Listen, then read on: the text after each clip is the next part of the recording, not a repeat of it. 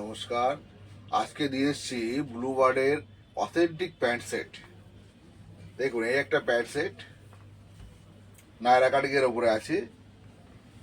এর সাইডে ডিজাইন দেওয়া আছে, আপনারা দেখতে পাচ্ছেন। এর প্যান্ট হচ্ছে এই বড় সাইজ আছে, কারোর জন্য কোনো অসুবিধা হবে না।